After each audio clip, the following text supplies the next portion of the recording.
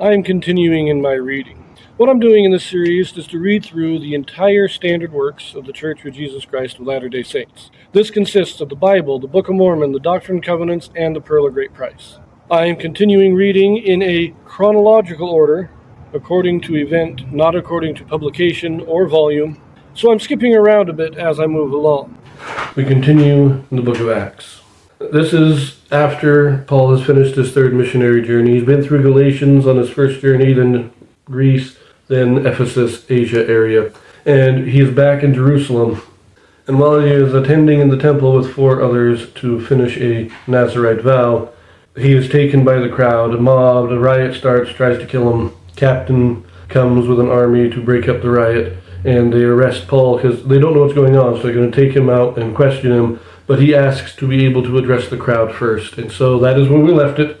He is standing on the stairs of what is called the castle, and he's looking out on the crowd, and he is about to speak. Now we will read his words in chapter 22. In this video, we have a Joseph Smith translation. And what the Joseph Smith translation is, this is a translation or correction done by Joseph Smith to restore those passages that have been lost or corrupted over the years. Acts chapter 22.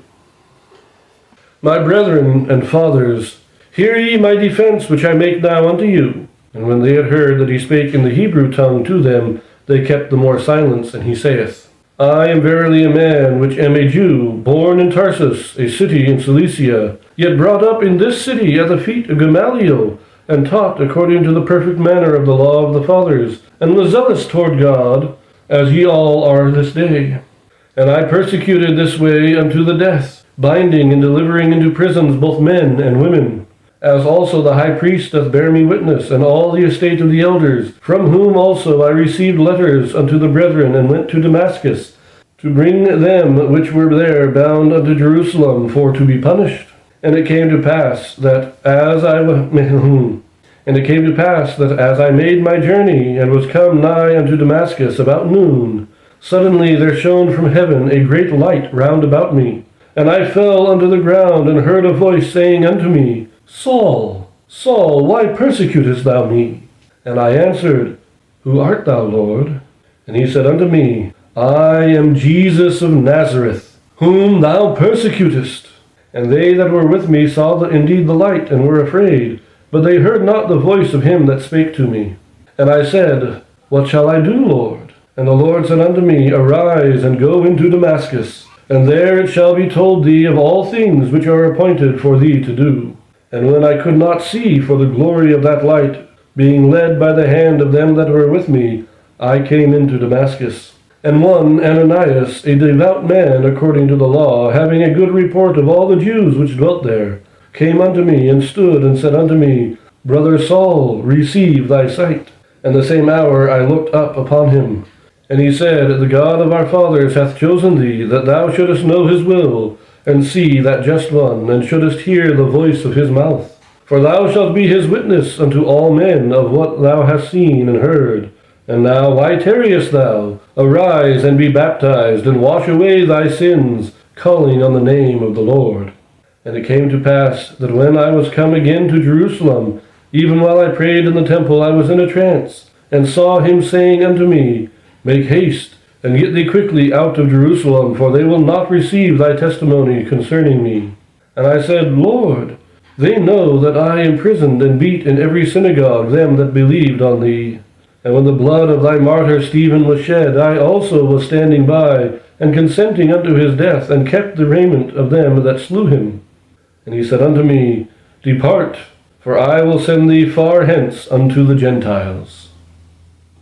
This is the second time that we hear Paul's story of his conversion. First time it's recorded, we're hearing it kind of from the point of view of Luke, who is recording the history. This time we are hearing Paul's own words. And remember, the Joseph Smith translation of the first account corrected it so that it agrees with this account. So, we're all familiar with it.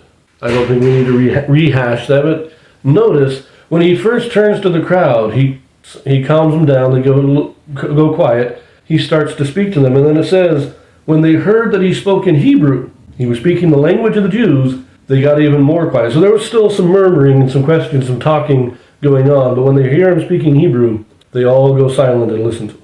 it seems that a number of the crowd didn't really know who he was. They were just whipped into a riot by the few that did. And, there was the accusation that he was bringing Greeks into the temple. I think a lot of them thought he was a Greek. And so when he starts speaking Hebrew, like, wait a minute, this guy's a Jew. And so they listened to him.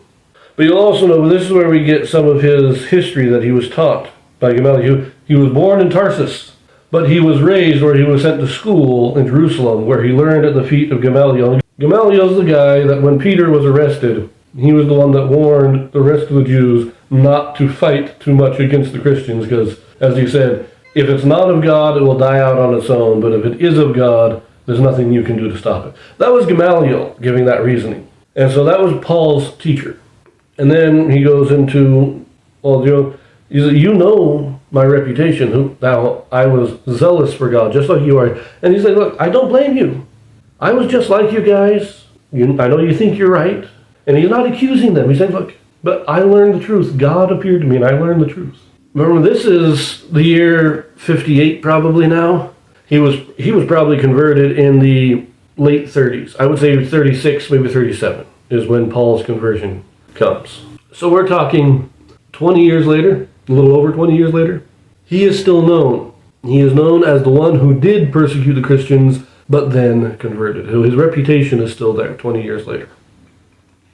We continue now, verse 22.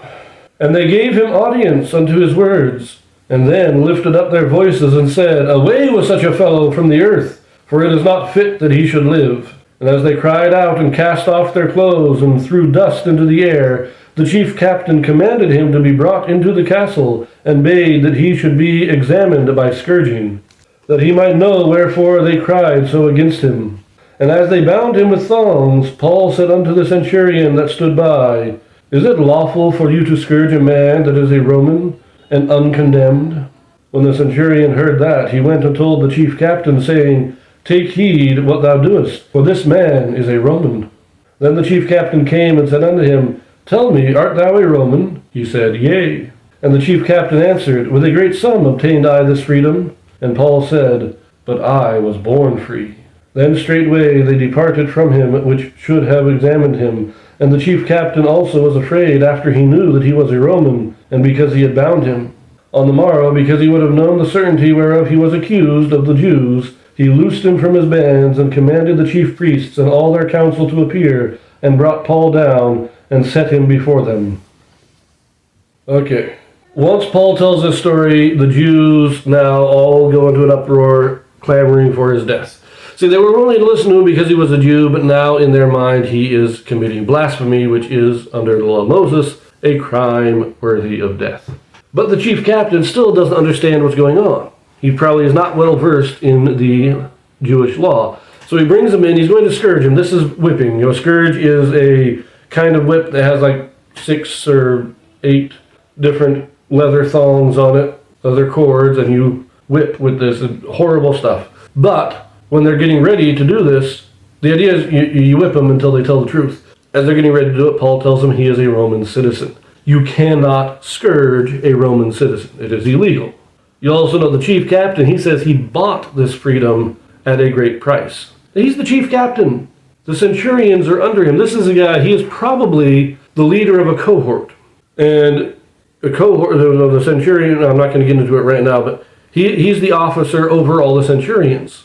And yet he was not born a Roman citizen. He had to buy his citizenship. Paul was born a citizen. So he had these special privileges. It doesn't mean the chief captain was a slave. It just means he was not born a citizen. And so the chief captain, worried about the legality of everything, sets Paul free, and then he brings all the Jews in, and he's going to have a kind of a trial before the Jews so he can figure out what is going on before he takes any action. But there are 2 Joseph Smith translations in this chapter. This is in verses 29 and 30. It's a very interesting one. I'm not going to read it all, but the phrase where it says in verse 30, because he would have known the certainty wherefore he was accused of the Jews, he loosed him from his bands. He says, on the morrow he does this. He finds out he's a Roman, and then the next day, wanting to figure out the legalities of it, he unties him and brings him to court. The correction here is to take that phrase, he loosed him from his bands, and to move it into verse 29. So now is, after he knew that he was a Roman, because he had bound him, and he loosed him from his bands. On the morrow, because he would have known the certainty whereof he was accused of the Jews, he commanded the chief priests and all their council to appear. So he didn't wait till the next day to loose Paul. That would have been a problem. He finds out Paul is a Roman citizen. He releases him immediately. All the guys that were going to scourge him and question him are dismissed. Paul is released. He is not sent out to the city. He is still kept in the castle for questioning. But he cannot be bound. He cannot be restrained. And he definitely can't be scourged. So he's released in this way. The bounds are loose. But the next day, court is called. Court is brought to session so the chief captain can figure out what the heck is going on. You'll note that Pilate is not here anymore. I think Pilate's governorship ended many years ago. And we don't hear about another governor here. It seems that the chief captain is now operating as a provincial governor as well, which wasn't uncommon. The commander of a legion would also be would also act as a provincial governor as long as there was only one legion in the area. So that's what it seems to be here. We leave that here. We pick it up in chapter 23 next to read Paul's trial. So I will see you there.